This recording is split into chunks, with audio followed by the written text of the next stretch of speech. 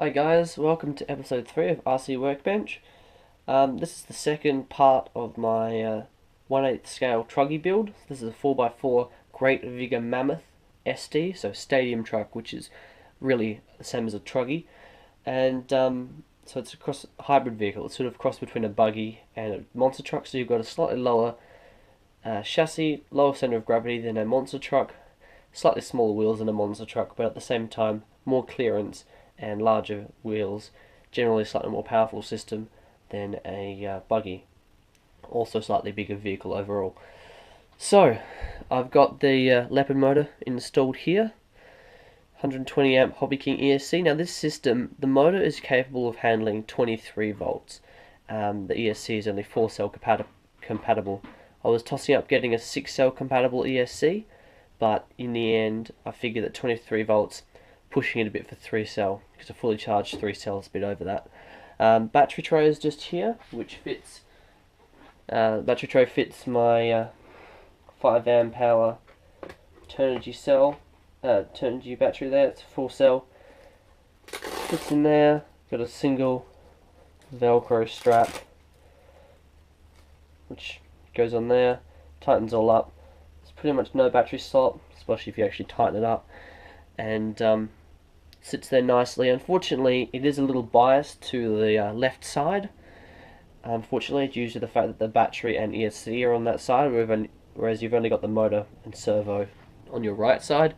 But I don't think that could have been avoided, so I went for the best option out of what I could do. I've been using it a bit because it now runs just fine. I modified my Traxxas slash body to fit it, because the SCT body is around the right size for a 1/8 scale vehicle.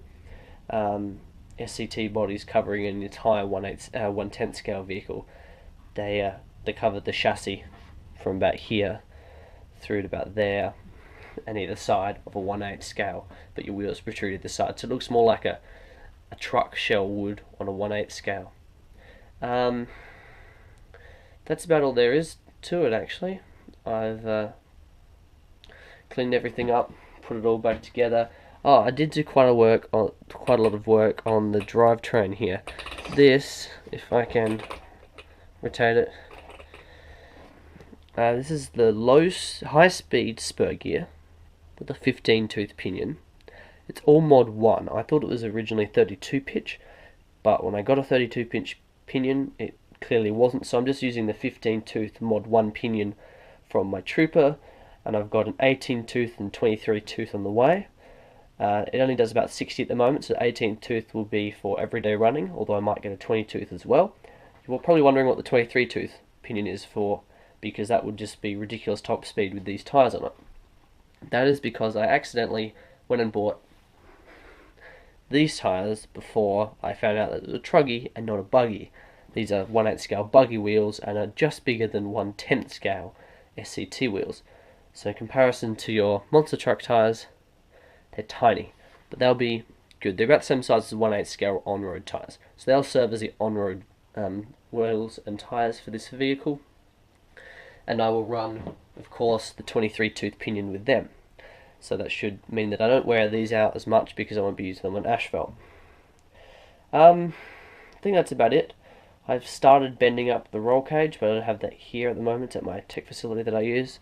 That's going to have 2 main struts which will travel the length of the vehicle, just clearing the shock towers and directly above them to avoid damaging the shock towers in any way when I flip it, as inevitably I will, because it almost does wheelies now with the 15-tooth pinion, and of course the motor and ESC can provide much more power than it's currently using with the 15th tooth. So with the 18 or 20 tooth, hopefully I should be able to do decent wheelies. Yeah, it seems pretty slow and pretty underpowered for the system that's in it, and I think that's primarily a gearing issue. So I'm going to put some cooling on the motor. It doesn't get that warm at the moment, but if you've been running it on grass for a while, it does start to get hot. So I'm going to be putting some cooling fans on the motor, at least one, and changing the gearing up, and of course monitoring motor temperatures as I do so. Battery's fine. That was fine after running in grass. ESC is fine. I think the whole system's pretty good, really. I've just got to do some gearing tweaking. So the roll cage will consist of 2 pieces which will come that way. Then I'll have braces across in that direction, as well as braces across the top of the chassis.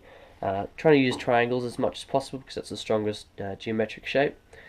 And the cross members of the roll cage will bolt down along here, and I'll cut off those plastic nubs and replace them with M3 lock nuts and have an M3 countersunk bolt going through there. So the roll cage, rather than just being mounted to the body post as it was with my Trooper, will be mounted front and rear, and also down each side to the actual chassis, which should mean that it both supports and strengthens the chassis, because this upper deck is, in my opinion, poorly designed, and it will also give it greater rigidity. The shocks are leaking a bit, even though I rebuilt them. I think I need to replace some of the seals because I just cleaned out and reused the original seals, so that'll need a bit of tweaking, but all in all, I think it's going pretty well and I'm quite happy with it. I'll be posting a video again once the roll cage is complete, and then some running videos on into the future. I think this will probably become my primary vehicle. My Trooper will sort of be sidelined for a bit, but I don't know. I think they're both great cars, and I'll continue to hold on to the Trooper, and I'll probably continue to amass a bit of a collection once my funds start to increase again, because I obviously spent quite a bit on this. Probably end up spending about $300 on this vehicle due to the components and accidentally buying wrong tyres and all that palaver. But for what it is, I think that's probably end up being a bit cheaper than buying a off-the-shelf vehicle, and definitely more fun. So anyway, like, subscribe, and stay tuned for more videos, and please comment, tell me what you think about it, any ideas, anything I might be doing wrong. I'm always glad to hear from my subscribers.